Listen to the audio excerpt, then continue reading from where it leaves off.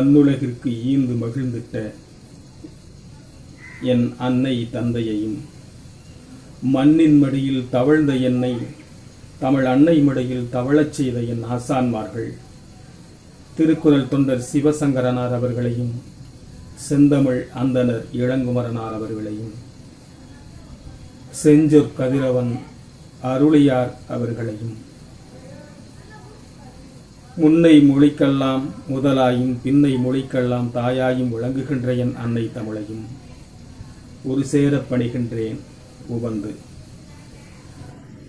பேரன்பிற்கும் போற்றுதலுக்கும் பாராட்டுதலுக்கும் உரிய வாசிக்கலாம் வாங்க குழுவில் பயணித்து பல்வேறு நூல்களை தேடி தேடி ஆய்ந்து நுணுகி அந்த நூலின் பிழிவுகளையெல்லாம் கேட்பவர் விரும்பி சுவைக்கும் வண்ணமாக நேர்த்தியான ஆய்வுரையாக வழங்கிக் கொண்டிருக்கின்ற வாசிக்கலாம் வாங்க குழு அறிஞர் பெருமக்கள் அனைவருக்கும் இந்த மதிப்புரைகளை எல்லாம் உலகின் பல்வேறு பகுதிகளிலிருந்து கேட்டு கருத்துக்களை வழங்கி வருகின்ற அறிஞர் மற்றும் சுவைஞர் பெருமக்களுக்கும் தேனி வையை தமிழ்ச்சங்கத்திலிருந்து இளங்குமரனின் இனிய வணக்கம். கடந்த நிகழ்வில் கவிப்பேரரசர் வைரமுத்து அவர்கள் இயற்றிய எழுதிய சுமார் 359 பக்கங்களை கொண்ட தமிழாற்றுப்படை என்கின்ற நூலின் முதல் கட்டுரையாக தொல்காப்பியர் குறித்து பதிவு செய்திருந்தேன். இந்த பதிவு அந்த தமிழாற்றுப்படையின் அடுத்த படிநிலையாக, அடுத்த தொடர்நிலையாக இது நீள்கிறது. இந்த நூலின் இரண்டாவது தலைப்பு குறிஞ்சி நில பெரும் புலவன் கபிலர் பற்றிய தலைப்பாக அமைந்திருக்கிறது. கபிலர் பெருமான் இயற்கையை பாடுவதில் மிகச்சிறந்த புலவன். இயற்கையை பாடுவதில் கபிலருக்கு நிகரான இன்னொரு புலவனை காண்பது அரிது என்றுதான் சொல்ல வேண்டும்.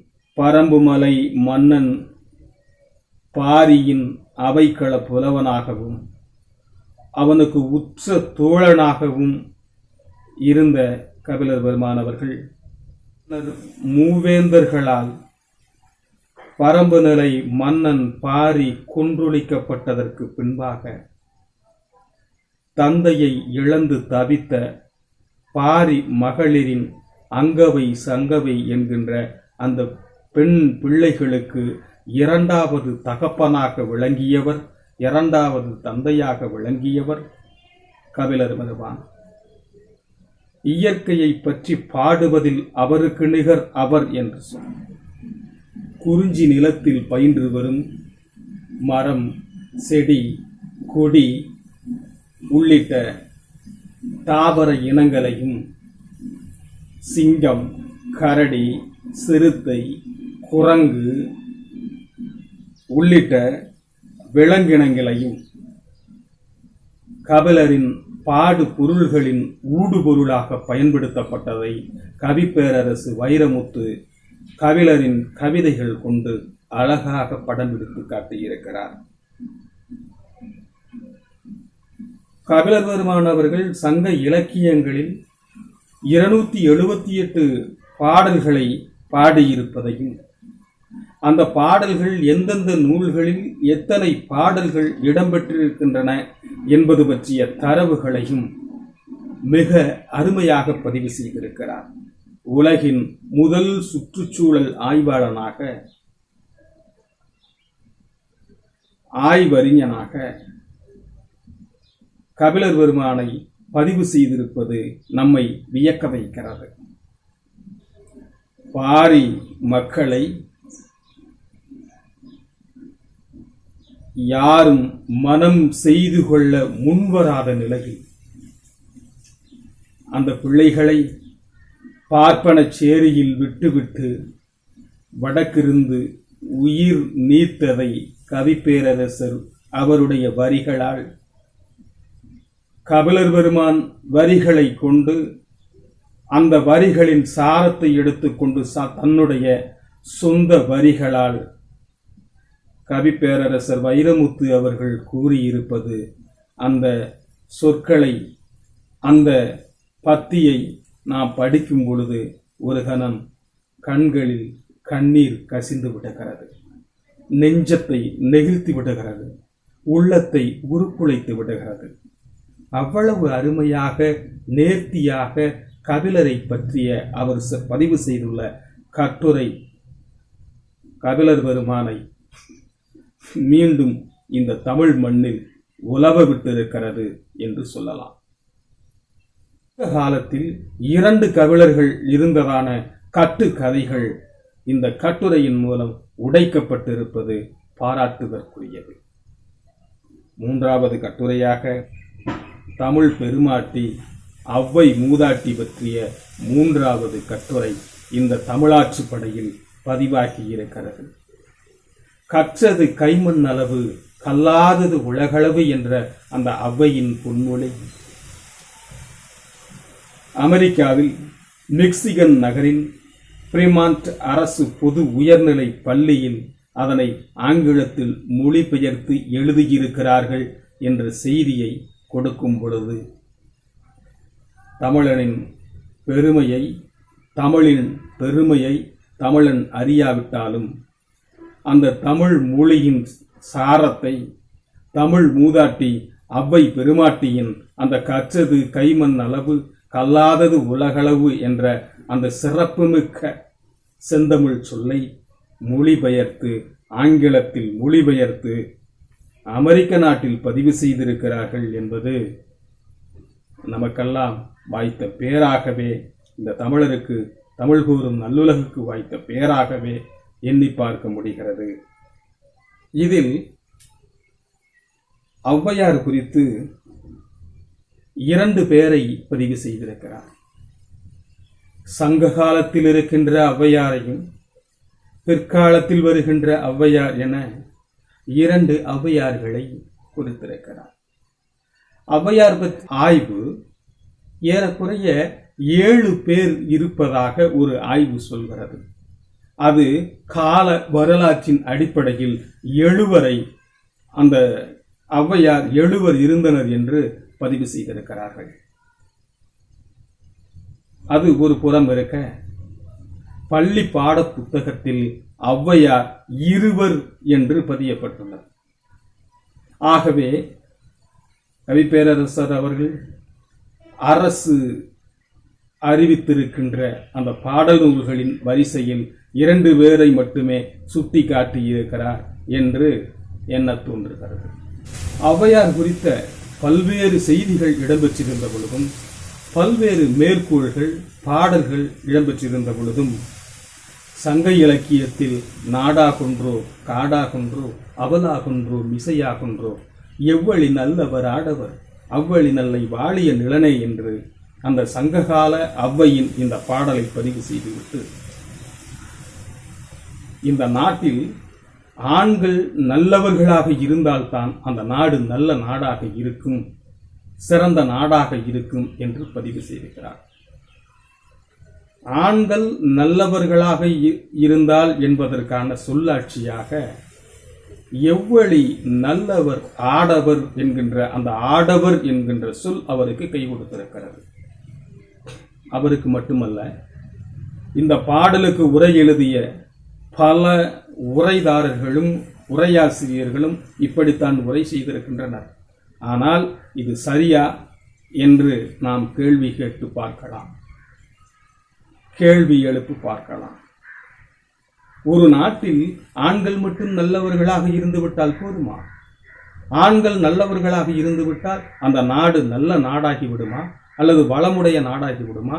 அல்லது சிறப்பு மிக்க நாடாகி விடுமா என்று நமக்கு நாமே கேள்வியை எழுப்பினோம் என்றால், ஆண்கள் மட்டும் நல்லவர்களாக இருந்தால் போதாது.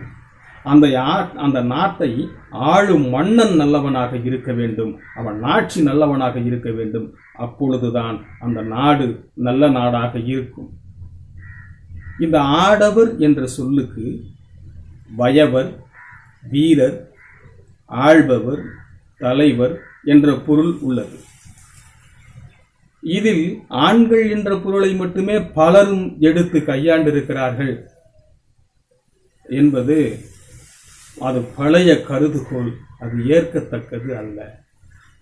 காரணம், சங்க காலத்திலேயே மன்னன் உயிர்த்தே மலர்தலை உலகம் என்று நமக்கு பதிவு செய்கின்ற அந்த வரி நமக்கு துணை செய்கின்றது.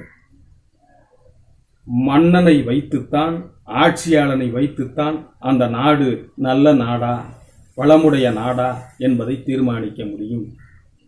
இதை பாண்டிய நெடுஞ்செழியனும் தன்னுடைய வஞ்சின பாடலில் சொல்வான்.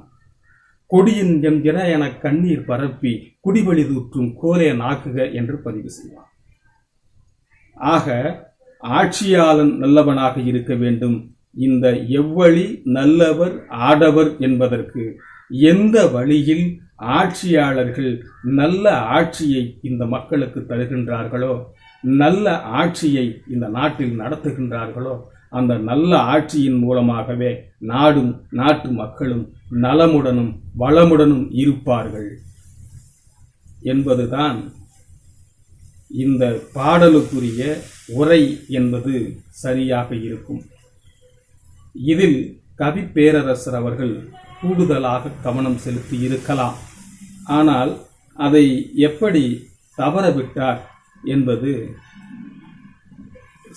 சற்று வியப்பாகத்தான் இருக்கிறது. வள்ளுவன் தன்னை உலகினுக்கே தந்து வாழ்வுகள் கொண்ட தமிழ்நாடு என்று மகாகவி பாரதியார் அவர்களால் போற்றப்படுபவரும் உலகின் பல்வேறு மொழியியல் அறிஞர்களாலும் உலகின் பல்வேறு பண்பாட்டு அறிஞர்களாலும் உலகின் பல்வேறு ஆய்வியல் அறிஞர்களாலும் உலகின் பல்வேறு வாழ்வியல் அறிஞர்களாலும் போற்றப்பட்ட பெருமைக்குரியவர் திருவள்ளுவர் பெருந்தகை என்பது பொய்யல்ல. அவரவர் தன்னுடைய சமயம் குறித்து சிந்தித்துக் கொண்டிருக்கின்ற பொழுது, தன் நாட்டு மக்கள், தன் ஆட்சி எல்லைக்கு உட்பட்ட மக்களின் வாழ்வியல் குறித்து சிந்தித்துக் கொண்டிருந்த பொழுது, உலக மக்கள் எப்படி வாழ வேண்டும் என்று சிந்தனை செய்து உலக மக்களின் உயர்வுக்காக ஒரு நூலை செய்தார். அந்த நூல் உலக பொது மறை என்றும் உலக பொது முறை என்றும் போற்றப்படுகின்ற திருக்குறள். அந்த திருக்குறளை தந்த திருவள்ளுவர் பெருமகனாரை பற்றிய 4வது கட்டுரையாக தமிழாற்றுப்படையில் கவி பேரரசர் பதிவு செய்திருக்கின்ற அந்த விதம் அருமையிலும் அருமை. தொல்காப்பிய நூற்பாவின் அடிப்படையில் வள்ளுவ பெருமகனார் எப்படியெல்லாம் அந்த வாழ்வியல் சார்ந்த கூறுபாடுகளை சிந்தித்து உலக மக்களின் முன்னேற்றத்திற்காக அவர் குரலை யாத்துள்ளார் என்கின்ற செய்தியை மிக அருமையாக ஒவ்வொரு பக்கத்திலும் பதிவு செய்கிறார். உலகின் பல்வேறு சமய நூல்களை எல்லாம் அந்த சமய வல்லுநர்கள் தூக்கி சுமந்தார்கள். அந்த சமய வல்லுநர்களை தாங்கிய அரசு தூக்கி சுமந்தது. அந்த அரசை வழிநடத்துகின்ற மன்னன் தூக்கி சுமந்தான். இன்று பல்வேறு சமய நூல்களும் இந்த முறையிலேயே சட்டமாக்கி இருக்கின்றன. சட்டத்தின் அடிப்படையிலேயே சமய நூல்கள் இன்று வரையும் தாங்கி பாதுகாத்து காப்பாற்றப்படுகின்றன. ஆனால் எந்த ஒரு தாங்குதலுமின்றி, எந்த ஒரு சமய சார்புமின்றி, எந்த ஒரு மன்னனும் அதை தன் தலைமையில் வைத்து தூக்கி சுமக்காத சூழ்நிலையில் மனித வாழ்க்கையை குறித்து மட்டுமே சிந்தனை செய்த ஒரே காரணத்திற்காக உலக மானுடம் குறித்து சிந்தனை செய்த அந்த நிலையை எண்ணி இன்று 2000 ஆண்டுகளாக சமயம் கடந்த ஒரு நூல் இந்த உலகில் நின்று நிலைத்து வலம் வருகிறதென்றால் அது திருக்குறள் என்கின்ற ஒரு நூல் மட்டுமே. இது தமிழருக்கும் தமிழினத்திற்கும் தமிழ்நாட்டுக்கும் கிடைத்த பெரும் புதையல், பெரும் சிறப்பு, பெருமை, பேருவகை. இதை எண்ணி எண்ணி தமிழர்கள் ஒவ்வொருவரும் இன்பமடைய வேண்டும், பேருவகை அடைய வேண்டும் என்பது மட்டுமல்ல, இதற்கு முன் அதை யார் தூக்கி சுமந்தார்களோ இல்லையோ, இனி வரும் காலத்திலாவது அந்த திருக்குறளை ஒவ்வொருவரும் தூக்கி சுமக்க வேண்டும். அப்பொழுதுதான் இந்த நாடும் மானுடமும் நலம் பெறும், வளம் பெறும் என்ற அருமையான செய்திகளை அழகாக இந்த கட்டுரையில் பதிவு செய்து வைத்திருக்கிறார். ஒரு நாடு எப்படி இருக்க வேண்டுமா? ஒரு நாடு நல்ல நாடாக இருக்க வேண்டும் என்றால் அந்த ஆட்சியாளன் நல்லவனாக இருக்க வேண்டும் என்ற அடிப்படையில் முறை செய்து காப்பாற்றும் மன்னவன் மக்களுக்கு இறை என்று வைக்கப்படும். ஒரு நாட்டை தாண்டி அந்த நாட்டில் வாழ்கின்ற மக்கள் எப்படி இருக்க வேண்டும், மக்களுடைய பழக்க வழக்கங்கள் எப்படி இருக்க வேண்டும், மக்களுடைய பண்பாடு எப்படி இருக்க வேண்டும், மக்களுடைய ஒழுக்க நிலைகள் எப்படி இருக்க வேண்டும் என்பவற்றையெல்லாம் திருக்குறள் கொண்டு இந்த கட்டுரையில் மிக மிக அருமையாக நேர்த்தியாக உலக உயரத்திற்கு இந்த திருக்குறளை, ஏற்கனவே உலக உச்சியில் இருக்கின்ற திருக்குறளை அதன் உயரம் சற்றும் குறைந்து விடாமல் ஒருபடி மேலாக உயர்த்தி காட்டியிருக்கிறார். இதில் இந்த கட்டுரையின் நிறைவாக திருக்குறளின் மேல் கவிப்பேரரசு வைரமுத்து அவர்கள் கொண்டிருக்கின்ற அந்த பற்றுதல், அவரின் உயில் நாம் வாசிக்கின்ற பொழுது உண்மையிலேயே நான் நெகிழ்ந்து போனேன். அந்த செய்தியை அப்படியே உங்களுக்கு வாசிக்கிறேன். வைரமுத்து சொல்கிறார், எனக்கு ஒரு ஆசை, சாவிலும் நான் திருக்குறளை சார்ந்திருக்க வேண்டும். என் வாழ்வின் நிறைவிற்கு பிறகு என் தாய் மண்ணின் இரண்டாம் கருக்குழியில் நான் கிடத்தப்படும் போது என் நெஞ்சில் திருக்குறளை வைத்து என் இரு கைகளையும் அதை அணைத்துக் கொள்ளுமாறு இணைத்து விடுங்கள். இது என்ன மூட நம்பிக்கை என்று சில பேர் எழலாம். இது 63 வயதில் நான் எழுதிய உயில் என்று கொள்ளலாம்.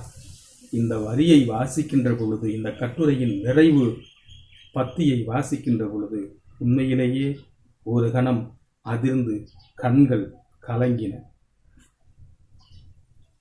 அன்பிற்கினிய பெருமக்களே, 5வது கட்டுரையாக இளங்கோவடிகள் குறித்த இந்த மண்ணின் வரலாற்று காவியமாக, பண்பாட்டு காவியமாக இருக்கின்ற சிலப்பதிகாரத்தை தந்த இளங்கோவடிகள் குறித்த மிக அருமையான கட்டுரையை, சிலப்பதிகாரம் குறித்த கட்டுரையை பதிவு செய்கிறார். இன்று 2000 ஆண்டுகள் கடந்து, அதாவது 1969ஆம் ஆண்டு ஜனவரி 14ஆம் நாள் இந்த நாட்டிற்கு சட்டப்படி தமிழ்நாடு என்று அண்ணா அவர்களால் பெயர் சூட்டப்பட்டது. நாம் வாழ்கின்ற நாட்டிற்கு, தமிழ்நாட்டிற்கு, தமிழ் கூறும் நல்லுலகத்திற்கு தமிழ்நாடு என்று பெயர் சூட்டுவதற்காக சங்கரலிங்கனார் என்கின்ற அந்த அறிஞர் தன் இன்னுயிரை நீத்ததன் நினைவாக பேரறிஞர் அண்ணா அவர்கள் சங்கரலிங்கனாருக்கு கொடுத்த வாக்குறுதியின் காரணமாக, அந்த வாக்குறுதியை நிறைவேற்றும் முகமாக தமிழ்நாடு என்கின்ற இந்த பெயரை சட்டமாக்கினார். ஆனால் 2000 ஆண்டுகளுக்கு முன்னரே இந்த தமிழ்நாடு என்கின்ற சொல்லை இலக்கியத்தில் கையாண்ட பெருமைக்குரிய பெருமகனார் இளங்கோவடிகள் ஆவார். ஆம், அவர்தான் தண்டமிழ் வேலி தமிழ்நாடு என்று தன்னுடைய சிலப்பதிகாரத்தில் வஞ்சி காண்டத்தில் பதிவு செய்தார். இன்றைக்கு தமிழ்நாடு என்கின்ற சொல்லாட்சியை எடுத்து கொடுத்த பெருமகன் இளங்கோவடிகளாக இருக்கிறார் என்கின்ற செய்தியை மிக அருமையாக பதிவு செய்கிறார். தொடர்ந்து சிலப்பதிகாரத்தில் உள்ள பல்வேறு இசை நுணுக்கங்கள், இசை நுட்பங்கள், தமிழில் அந்த 7 ஸ்வரங்கள் என்று சொல்கிறோமே, அந்த 7 குறித்த அந்த சுரங்களுக்கான தமிழ் சொற்களை அருமையாக சிலப்பதிகாரத்தின் வாயிலாக பட்டியல் போட்டு காட்டிருக்கிறார். கண்ணகி கோவலனை பிரிந்து காலகட்டத்தில் கண்ணகியின் தோழான பார்ப்பன தோழியான தேவந்தி என்பவள் சொன்னாள், சூரியகுண்டம் சோமகுண்டம் ஆகிய பொய்கைகளில் மூழ்கி காமனை வழிபட்டால் பிரிந்த கணவனை அடையலாம் என்று அவள் சொன்னவுடன் இந்த மண்ணுக்கே உரிய, தமிழ் மண்ணுக்கே உரிய விழுமியத்தின் கூறுபாடாக, பண்பாட்டின் எச்சமாக உச்சமாக கண்ணகி செய்த வரி பீடன்று என்பது. ஆம், தமிழர் பெண்களுக்கு சூரிய குண்டத்தையும் சோமகுண்டம் என்கின்ற அந்த பொய்கைகளில் மூழ்கி காமனை வழிபடுகின்ற அந்த வழிபாட்டு நிலை தமிழர் பெண்களுக்கு, தமிழச்சிகளுக்கு, தமிழ் பண்பாட்டுக்கு ஒவ்வாதது என்பதனை பீடன்று என்ற சொல்லின் மூலமாக பதிவு செய்கிறார். இந்த பீடன்று என்ற இந்த சொல்லை வைத்துக்கொண்டு கவிப்பேரரசர் அவர்கள் தன்னுடைய சிந்தனையாக பல்வேறு கோணங்களில் பதிவு செய்வது பாராட்டுவதற்குரியது. இந்த ஒட்டுமொத்தமான கட்டுரைகள் குறித்து அந்த கவிப்பேரரசு வைரமுத்து அவர்களின் அந்த கட்டுரைகளை, எழுத்துக்களை, உயிர்ப்பான சிந்தனைகளை நாம் உள்வாங்க வேண்டுமென்றால் இந்த நூலை ஒவ்வொருவரும் கட்டாயம் படிக்க வேண்டும். அதில் மாற்று கருத்து கிடையாது. உரைசால் பத்தினியை உயர்ந்தோர் ஏற்றலும் என்று சொல்லி இருக்கிறோம். முதல் பக்கத்திலேயே இந்த சிலப்பதிகாரம் எழுவதற்கான காரணங்களை அவர் சொல்லுகின்ற பொழுது, அரசியல் பிழைத்தோர்க்கு அறம் கூற்றாவதும் உரைசால் பத்தினியை உயர்ந்தோர் ஏத்தலும் ஊழ்வினை உறுத்து வந்து ஊட்டுதும் காரணமாய் நாட்டுதும் யாமோர் பாட்டுடை செய்யும் என்று பதிவு செய்தார் இளங்கோவடிகள். இந்த உரைசால் பத்தினியை ஏத்திய உயர்ந்தோர் யார் என்றால், முதலில் உரைசால் பத்தினியை ஏற்றி கூறிய அந்த உயர்ந்தோர் குன்ற குறவர்கள் என்பதை அருமையாக இந்த கட்டுரையில் பதிவு செய்கிறார்.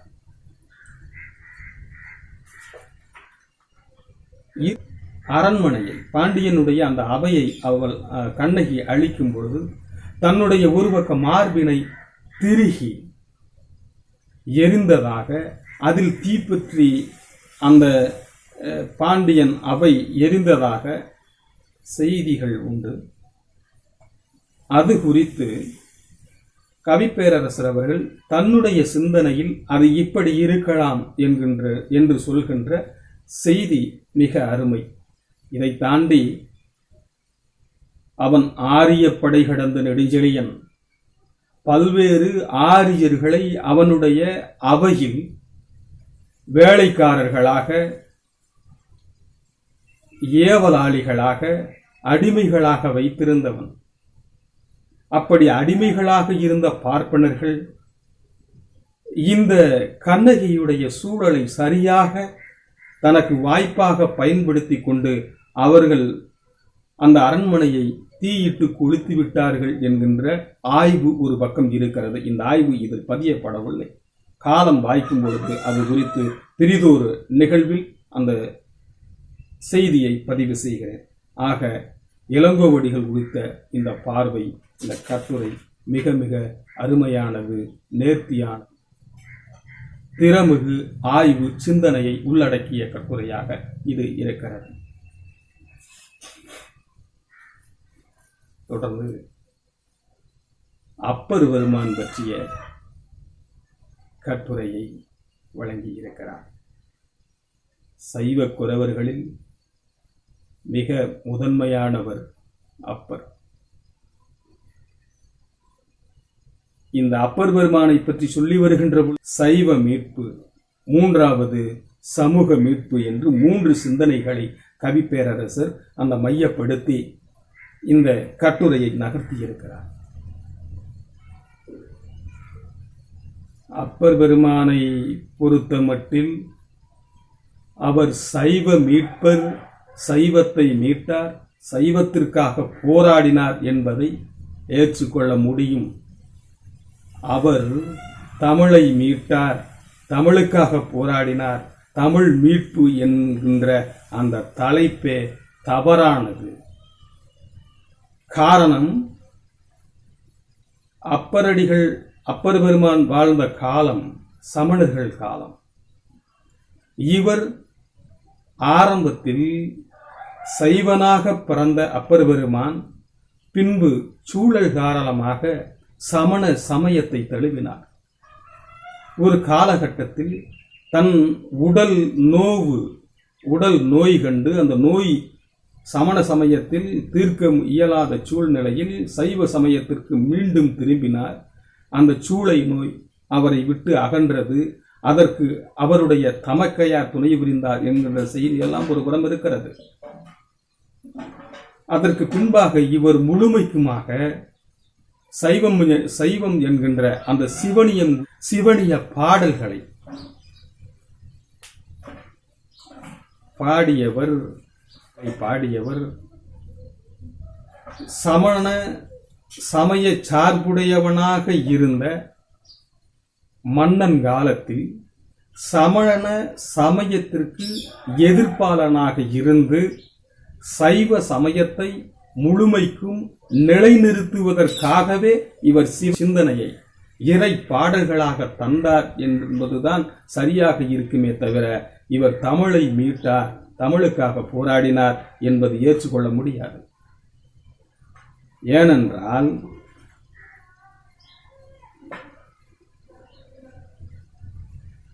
ஒரு இடத்தில் சொல்கிறார், சமணர்கள் தமிழுக்கு தந்த கொடையை சாதாரணமாக எண்ணிவிட முடியாது என்கிறார்.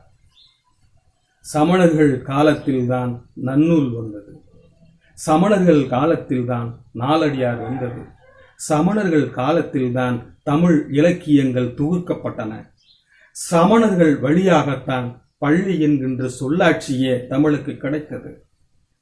தமிழுக்கு சமணர்கள் ஆற்றிய தொண்டை மறுக்கவோ மறைக்கவோ முடியாது. ஆனால் அவர்களுடைய சமயம் சமணம், அவ்வளவுதான்.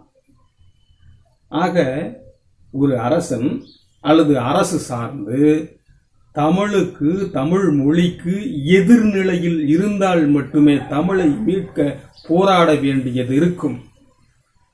தமிழுக்கு முழுதும் ஆதரவாக நூல்கள் உருவாவதற்கு காரணமாக இருந்த அந்த மன்னனுடைய ஆட்சியில் அப்படிய சூழல் அப்பருக்கு இல்லை என்பதை நாம் தெளிவாக தெரிந்து கொள்ள வேண்டும். இதற்கு அந்த கட்டுரையிலேயே அவர் வடித்த கட்டுரையில் இருக்கின்ற செய்தியே முன்னுக்கு பின் முரணுடையதாக இருக்கிறது. ஒரு சைவ சமய மீட்பாளரை தவிர அவர் தமிழ் மீட்பாளர் அல்ல. அதை தாண்டி இன்னொரு தவறான செய்தி அதே கட்டுரையில் பதிவு செய்யப்பட்டிருக்கிறது. அது என்ன தவறு என்றால், 89வது பக்கத்தில் நம்பியாண்டார் நம்பி கூற்றுப்படி திருநின்ற செம்மையே செம்மையாக கொண்ட திருநாவுக்கரையர் என்று பதிவாகி இருக்கிறது. திருநின்ற செம்மையே செம்மையாக கொண்ட திருநாவுக்கரையர் என்ற கூற்றை தந்தவன் நம்பியாண்டார் நம்பி என்று பதிவு செய்யப்பட்டிருப்பது தவறு. இந்த கூற்றை, இந்த சொல்லை பதிவு செய்தவர் நம்பியாண்டார் நம்பி அல்ல, சுந்தரர். ஏன் இந்த கட்டுரையில் இவ்வளவு கவனக்குறைவாக செய்திருக்கிறார் என்று இந்த நூலை படிக்கும் பொழுது எனக்குள்ளாக எழுந்த அந்த கேள்வி, அந்த சிந்தனையின் அடிப்படையிலேயே இதற்கு ஒரு நீண்டதொரு மதிப்பீட்டு உரையை பார்க்க வேண்டும் என்று முடிவு செய்தேன். அதற்கு இந்த கட்டுரையெல்லாம் துணை செய்தது. தேவாரம் 7ஆம் திருமுறையில் 39வது திருப்பதிகத்தில் சுந்தரமூர்த்தி சுவாமிகளால் பாடப்பட்ட நாயன்மார்கள் குறித்த வரலாற்றில் நாயன்மார்கள் குறித்த அந்த திருத்தொண்டர் தொகையில் 4வது பாடலாக இடம்பெற்றிருப்பதுதான் திருநின்ற செம்மையே செம்மையாக கொண்ட திருநாவுக்கரையர் என்கின்ற அந்த பாடல். சுந்தரர் பாடலை நம்பியாண்டார் நம்பி பாடல் என்று சொல்வது சரியாகுமா? இந்த நூலை படிப்பவர்கள் இந்த சொல்லுக்கு சொந்தக்காரர் நம்பியாண்டார் நம்பிதான் என்று தவறாக புரிந்து கொள்ள மாட்டார்களா? ஆகவே அதை தெளிவுபடுத்துவதற்காகவே இந்த செய்தியை, இந்த பாடலை சொல்லியிருக்கிறேன்.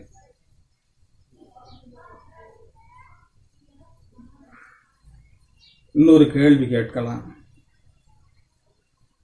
தேவார பாடல்களை சமண சமயத்திற்கு எதிராக தேவார பாடல்களை பாடியது, சைவத்தை நிலைநாட்டுவதற்காக பாடியது, சிவனியத்தை நிலைநாட்டுவதற்காக பாடியது தமிழ் மீட்பு இல்லையா என்று ஒரு எதிர்வினா எழலாம். இப்படியெல்லாம் பாணியம் குறித்த அந்த பாடல் பாடியதன் காரணமாக அவரை தமிழ் மீட்பர் என்று சொல்வது எது போன்றது தெரியுமா? கவிப்பேரரசு வைரமுத்து அவர்கள் திரைப்படங்களுக்காக தான் எழுதிய பாடல்களை வைத்துக்கொண்டு, திரைப்படங்களில் எண்ணற்ற பாடல்களை நான் எழுதியிருக்கிறேன், அதனால் அந்த பாடல்களின் மூலம் நான் தமிழை மீட்டிருக்கிறேன் என்று சொல்வது எப்படி சரியாக இருக்குமோ அதை போல்தான் அப்பர் பாடிய அந்த தேவார பாடலை வைத்துக்கொண்டு அவர் தமிழை மீட்டார் என்று சொல்வதும் என்று பதிவு செய்கிறேன்.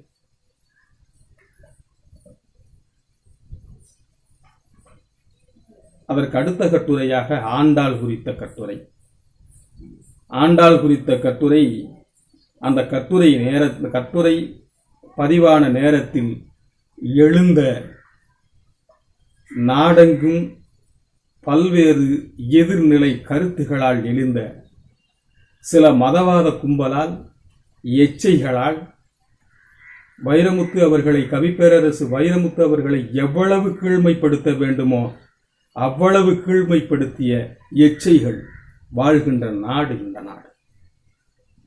கவிப்பேரரசர் அவர்கள் அந்த கட்டுரை குறித்து சொல்லிய செய்திகள் தவறல்ல. அந்த செய்தியும் அவர் சொல்லவில்லை, ஏற்கனவே இந்த செய்தியை சொன்னவர் இவர் என்று பட்டியல் போட்டு சொன்னதற்கு பின்பாக, ஒரு செய்தியை சொல்வதற்கு இன்னொருத்தர் சொன்ன செய்தியை மேற்கோள் காட்டி சொன்னதற்கு பின்பாக அதையெல்லாம் புரிந்து கொள்ளாமல் அரசியல் நடத்திய கேடர்கள் வாழ்கின்ற நாடு இது என்று எண்ணி பார்க்க வேண்டிய சூழல் நமக்கு உண்டு.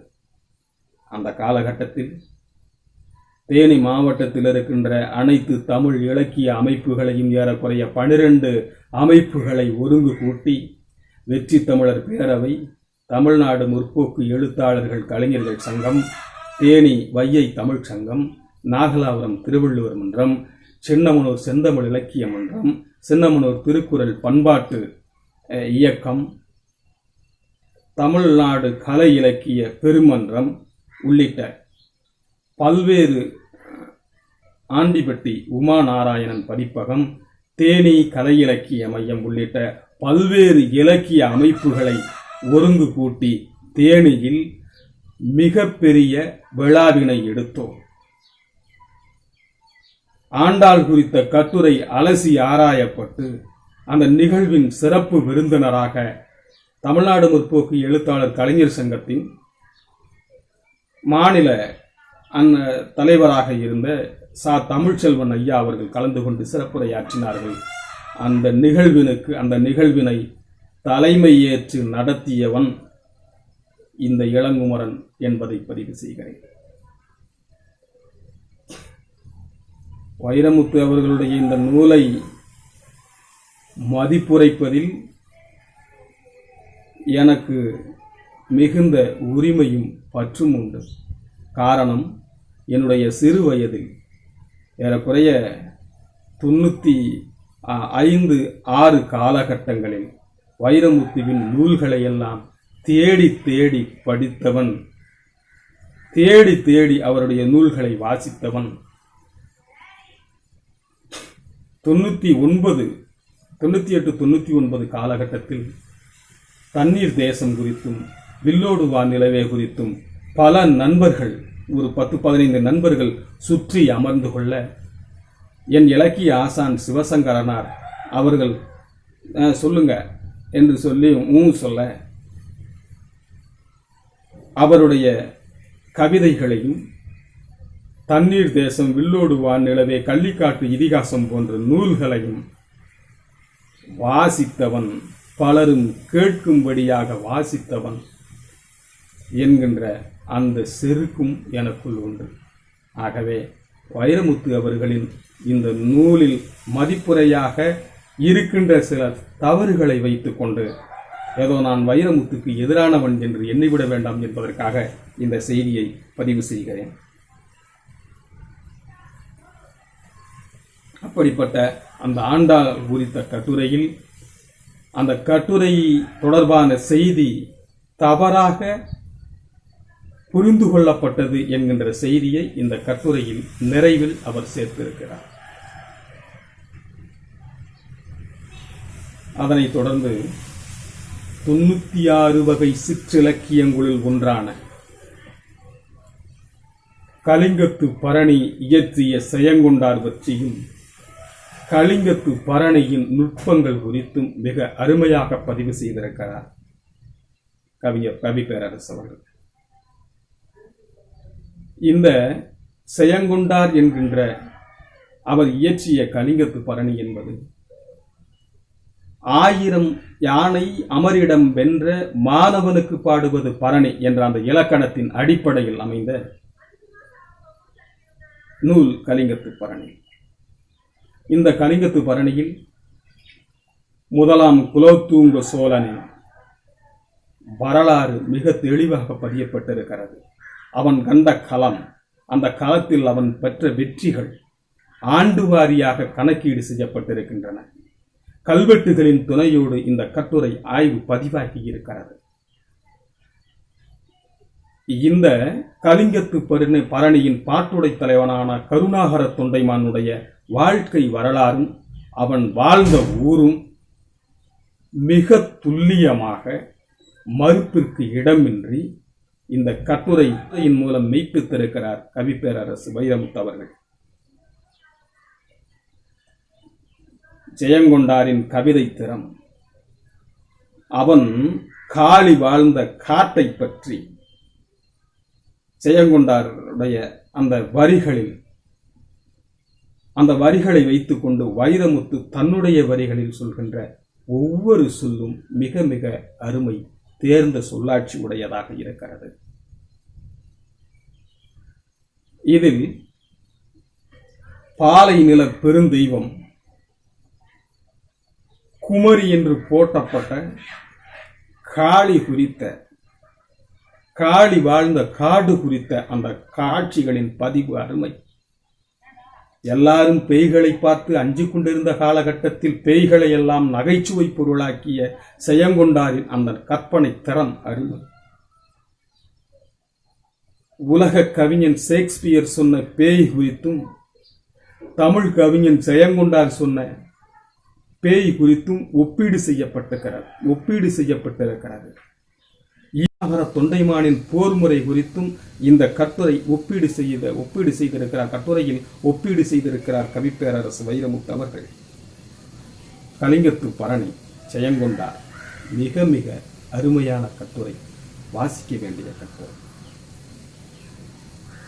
போல் வள்ளுவன் போல் பூமிதனில் யாங்கனுமே கண்டதில்லை என்ற அந்த தேசிய கவி பாரதியின் பாடல் வரிகளில் முதலில் கையாளப்பட்டிருக்கின்ற கம்பன் குறித்த சொல்லாட்சியாக கம்பனை பற்றிய கட்டுரையாக அடுத்த கட்டுரையை தமிழாற்றுப் படையில் நெய்திருக்கிறார் கவிப்பேரரசர் வைரமுத்து அவர்கள்.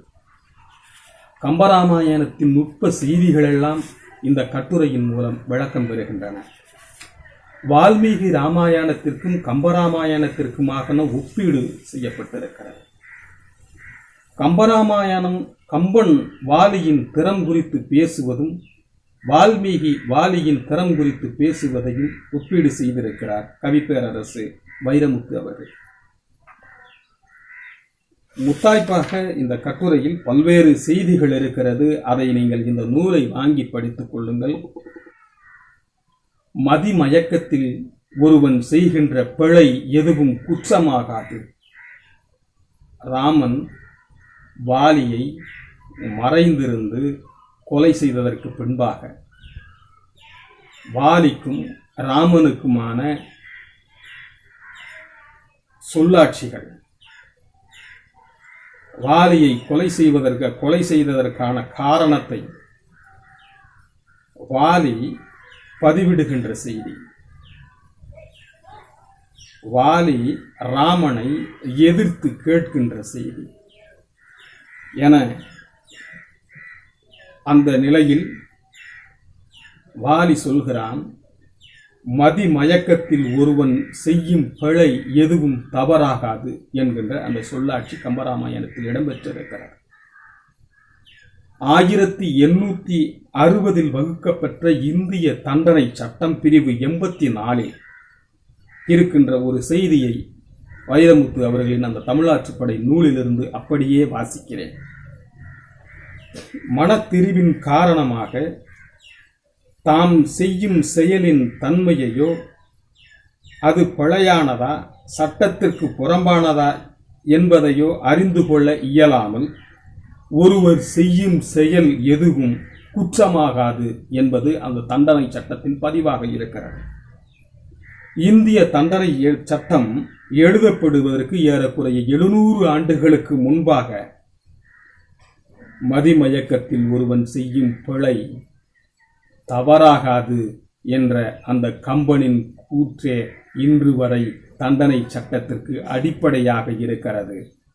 இவர்கள் சிந்திப்பதற்கு முன்பாகவே, இந்த சட்டம் இயற்றப்படுவதற்கு 700 ஆண்டுகளுக்கு முன்பாகவே இந்த செயலை சிந்தித்தவன் கம்பன் என்கின்ற பதிவு அடாடா நம்மை வியக்கத்தான் வைக்கிறது. 4 அடி பாடலில் 8 வினை சொற்களை கையாள முடியுமா என்றால் முடியும் என்று கம்பனின் பாடல் மூலம் தெளிவுபடுத்தி இருக்கிறார். தெளித்தனல், உறப்பினல், சிறுகன் தீயுக விழித்தனல், வைதனல், வெய்து உயிர்ப்பித்தனல், அழித்தனல், அழுதனல், அம்பன் மாலையால் குளித்தனல்,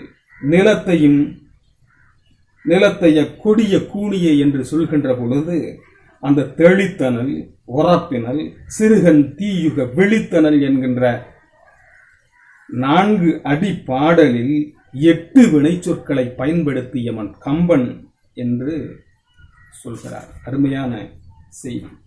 அதனைத் தொடர்ந்து திருமூலர் குறித்த கட்டுரை பதிவாகி இருக்கிறது.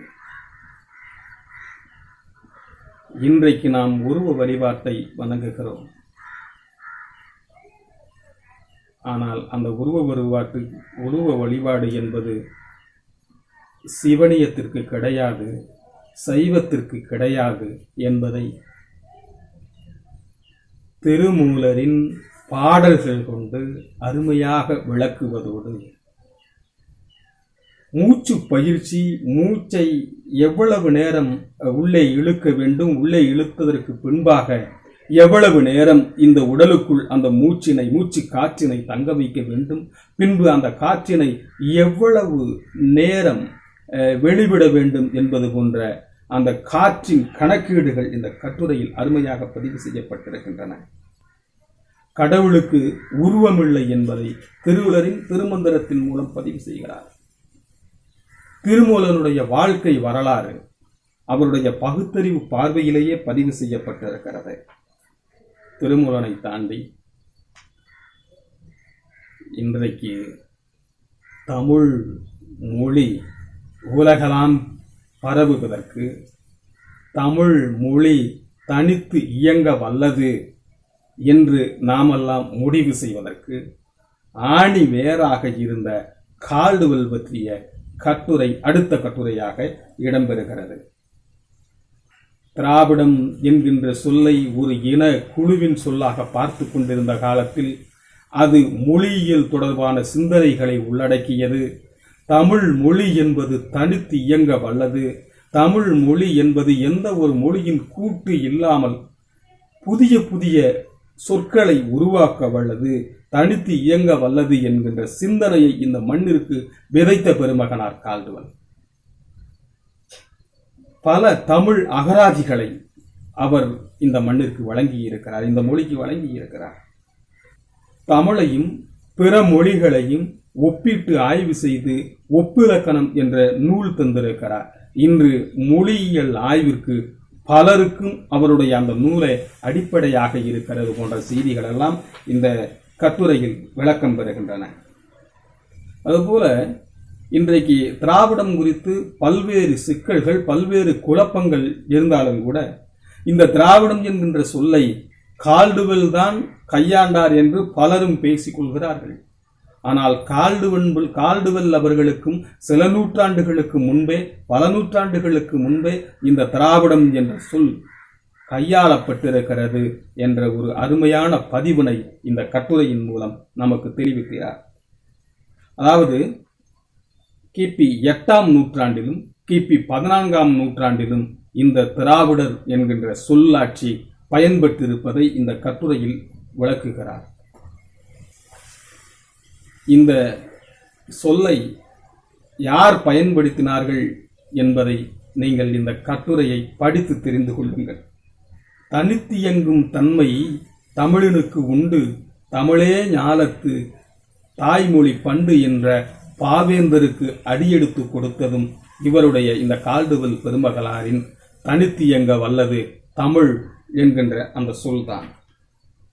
தெலுங்கு என்கின்ற இந்த சொல் தெலுங்கு அல்லது தெலுங்கு என்பதே என்று தெலுங்கு சொல் குறித்த ஒரு சொல்லாய்வும் இந்த இடத்தில் இந்த கட்டுரையில் இடம்பெற்றிருக்கிறது. கர்நாடகம் குறித்து கல் நாடு, கர்நாடு, கருநாடகம், கல் நாடு அகம் என்கின்ற அந்த செய்தியை அருமையாக பதிவு செய்கிறார். கால்டுவெல் தமிழுக்கு தந்த கொடை கொஞ்ச நஞ்சமல்ல. கால்டுவெல் மட்டும் இந்த மண்ணில் கால் வைக்காமல் போயிருந்தால் தமிழர்களாகிய நாம் இன்னும் நமது மொழியின் பெருமையை உணர்ந்திருக்க மாட்டோம். இன்னும் நாம் அடிமையிலும் அடிமையாகவே இருந்திருப்போம் என்று எண்ணுவதற்குரிய அத்தனை கூறுபாடுகளையும் கால்டுவெல் என்கின்ற இந்த கட்டுரையில் மிகச் சிறப்பாக விளக்குகிறார் கவிப்பேரரசர் அவர்கள். கவிப்பேரரசர் அவர்களுக்கு வாழ்த்துகளும் பாராட்டுகளும். 19ஆம் நூற்றாண்டில் ஈடு இணையற்ற பெருமகனார். ஒரு சைவ குடும்பத்தில் தோன்றி பின்னாளில் சைவத்தை விடுத்து உலக மக்கள் ஒரு குடையின் கீழ் இயங்குவதற்காக சமரச சுத்த சன்மார்க்கம் என்கின்ற ஒரு உலக மனிதருக்கான சமயத்தை, உலக மனிதருக்கான வழிபாட்டை உருவாக்கிய பெருமைக்குரிய பெருமகனார். வள்ளுவர் வழியில் வள்ளுவர் அடிச்சுவட்டை தன்னுடைய வாழ்வியலாக கொண்டு 6ஆம் திருமுறையை அருமையாக படைத்த பெருமைக்குரிய பெருமகனார். வாடிய பயிரை கண்டபோதெல்லாம் பாடினேன் என்கின்ற அந்த அன்பு சிந்தனையாளர், இரக்க சிந்தனையாளர். நான் பின்பற்றி வருகின்ற ஆன்மீக ஞானி. வள்ளல் பெருமகனார் குறித்த கட்டுரை அருமையிலும் அருமை, பெருமையிலும் பெருமை, பெருமைக்குரியதும் அருமைக்குரியதுமான கட்டுரை வள்ளல் பெருமகனாருடைய கட்டுரை. இது 12வது கட்டுரையாக இடம்பெற்றிருக்கிறது. வள்ளல் பெருமகனார் எழுதிய 6 திருமுறைகளையும் வாசித்திருக்கிறேன். அவருடைய உரைநடை நூல்கள் 2 நூல்களை வாசித்திருக்கிறேன். வள்ளல் பெருமகனாரை பற்றி நிறைந்து சொல்லலாம். அவர் தமிழின் மேல் கொண்ட பற்று கொஞ்ச நஞ்சமல்ல. ஆனால் இந்த கட்டுரையிலும் எனக்கு ஒரு சிறு நெருடல் இருக்கிறது. அது என்ன நெருடல் என்றால், வள்ளல் பெருமகனாருக்கும் இந்து மதத்திற்கும் இந்து சமயத்திற்கும் தொடர்பில்லை என்று நாம் தெரிந்து கொள்ள வேண்டும். வள்ளல் பெருமகனார் காலத்தில் இந்து மதம் கட்டமைக்கப்பட்ட மதமாக இல்லை. ஒருவேளை கட்டமைக்கப்பட்டதாக சொன்னாலும் கூட அது பேரளவிற்கான மக்களிடம் எந்த பரவலும் இல்லை. ஏனென்றால் இந்து மதம் என்கின்ற இந்த சொல்லாட்சியே வெள்ளைக்காரன் கொடுத்தது என்று காஞ்சி சங்கராச்சாரியார் அவர்கள் தன்னுடைய தெய்வத்தின் குரல் என்ற நூலில் பதிவு செய்திருக்கிறார்.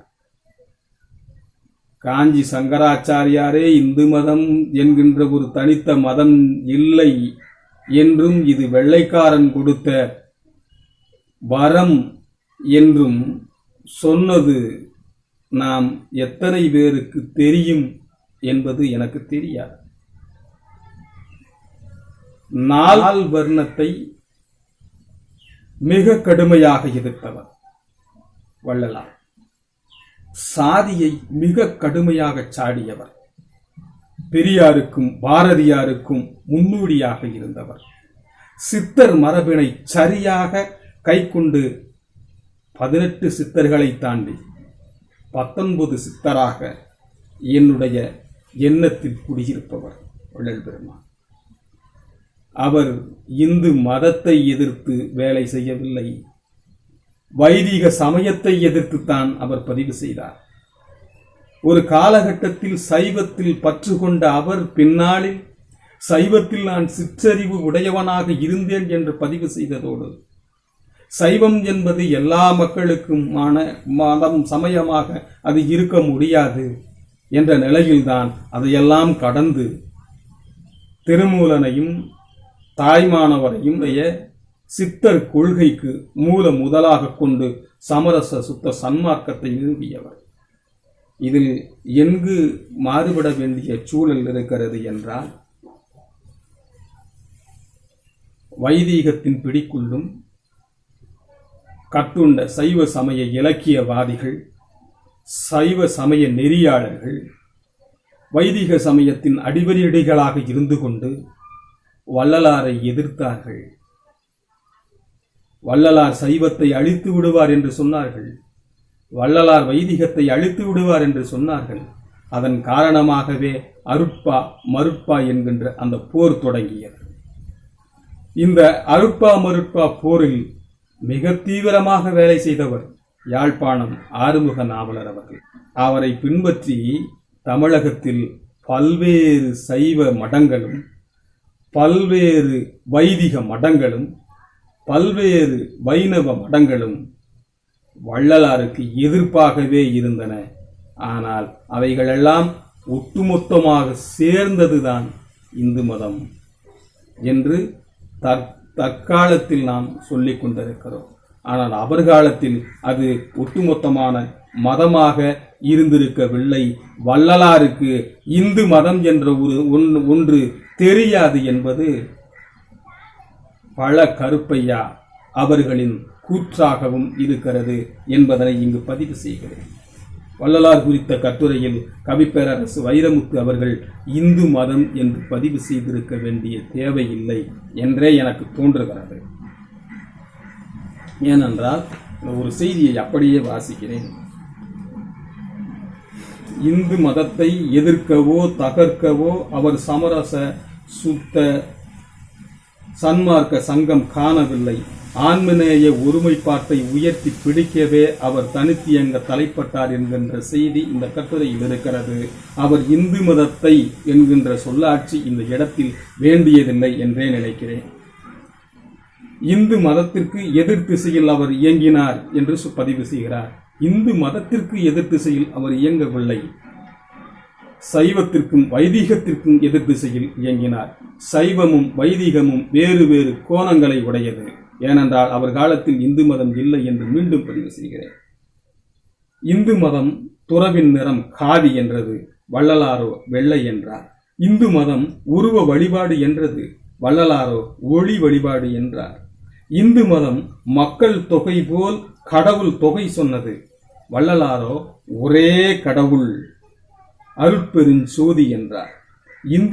இந்து மதமோ நால்வருண பிரிவினை கட்டி காத்தது, சன்மார்க்க சங்கமோ சாதி மத வேறுபாட்டை வெட்டி சாய்த்தது. இந்து மதத்தில் மூட பழக்கங்கள் மண்டி கிடந்தன, சன்மார்க்க சங்கமோ கண்மூடி பழக்கங்கள் எல்லாம் மண்மூடி போக என்று கண்டித்தது. இந்து மதம் மொழி புரியாத சுலோகங்களை சொன்னது, சன்மார்க்க சங்கமோ மக்கள் மொழியே கடவுள் மொழியது. இந்து மதமோ கீதையை போதித்தது, வள்ளலாரோ திருக்குறள் வகுப்பெடுத்தார். இந்து மதமோ பரத்தின் சுகங்களுக்காக இகத்தின் துன்பங்களை ஏற்றுக்கொள் என்றது, சன்மார்க்க சங்கமோ பரத்தின் சுகங்கள் என்று கற்பிக்கப்பட்டவைகளை எல்லாம் இகத்திலேயே எய்தலாம் என்றது. இந்து மதமோ எரித்தலை வற்புறுத்தியது, சன்மார்க்க சங்கமோ புதைத்தலை போற்றி சொன்னது. இந்த எரித்தல் புதைத்தல் என்பதற்குமான ஒரு நுண்ணிய செய்தி அதற்குள் இருக்கிறது. வைதிக சமயத்தில் எரித்தல் உண்டு, சைவ சமயத்தில் எரித்தல் இல்லை, புதைத்தல் உண்டு.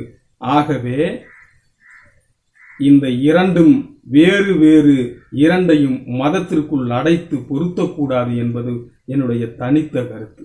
இந்த செய்திகளை தாண்டி மற்றபடி உலக ஞானிகளின் மிக பெரும் ஞானியாக, சாதி மத சமயம் கடந்த ஞானியாக வள்ளல் பெருமானாரை உயர்த்து வைரமுத்து அவர்கள்.